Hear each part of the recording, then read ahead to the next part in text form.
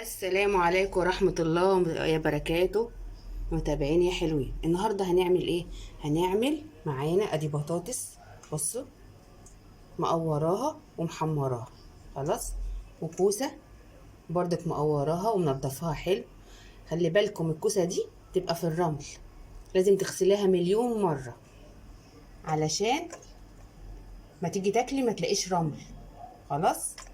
ودي اللحمه المفرومه بتاعتنا، انا قبل كده عملتها لكم قدامكم كتير. بص، اي لحمه مفرومه، كيلو لحمه مفرومه قدامها كيلو بصل.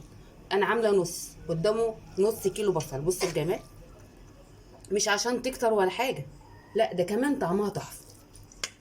ومحضره معايا دي الصينيه، ده البطاطس اللي انا طلعت من البطاطس بعد ما قورتها حمرتها برضو.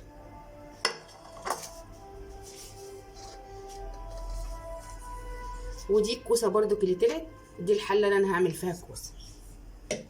طريقه حلوه وجميله اهو.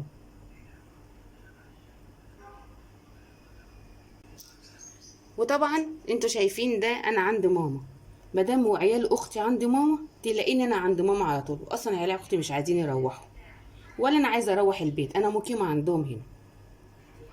والكوسه دي مش كل العيال بيحبوها، فعشان كده احنا عاملين جنبها بطاطس. بصوا انا مش هطول عليكم، انا هحشي واجيب لكم بعد ما حشيت. ما بلاش اطول عليكم. يلا بينا احشي معاكم، احشي مع نفسي البطاطس والكوسه وارجع لكم. يلا خلاص حشيت، ادي الكوسه اهي، وحشيت برضك البطاطس اهي. والصلصه دي انا بعملها عادي، طماطم اللي انا مفرزاها، بحط ماده دهنيه، شويه زيت وزبده، وبحط عليه الطماطم بتاعتنا. وطبعا قبلها بصلايه مبشوره في الماده الدهنيه. بعد كده بضيف بقى الطماطم بتاعتنا زي ما انتم شايفين، والتوابل. بس مش مش بسبكها قوي على النار، لانها لسه هتتسبك مع مع الكوسه والبطاطس. البطاطس هتتحط في الفرن، لكن الكوسه دي تتحط على قولوا معايا، هتتحط على البوتاجاز. يلا احط الصلصه وارجع لكم. كده خلاص حطيت الصلصه اللي انا قلت لكم عليها في ماده دهنيه، بصله مبشوره، ونحط الصلصه بتاعتنا، نحط التوابل، ونحط بقى هنا صلصه اهو اللي احنا عاملينها، وصلصه هنا. دي بقى هتحط على البوتاجاز عادي خلاص. ودي هتتحط في الفرن لانها مقليه وجاهزه يا دوب، بس تاخد وش مش كتير. يلا بينا نحطها في الفرن، ولما تطلع اوريها لكم.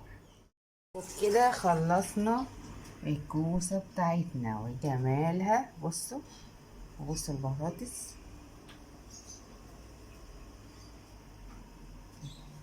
يلا يا حلوين، اللي مجربش الوصفه يجربها، وتدوسوا لايك واشتراك في القناه. وكفايه عليا ان انتوا متابعيني. بصوا الوصفه الجميله دي، ما تنسوش تجربوا احلى كوسه ولا. بصوا انا كنت حطاها في حله اصلا في الاول، بس لقيتها في الصينيه احسن، عشان احطها في الفرن شويه. بس احنا كنا مستعجلين فما سبتهاش كتير. الكوسه بقى البطاطس، بصوا الجمال.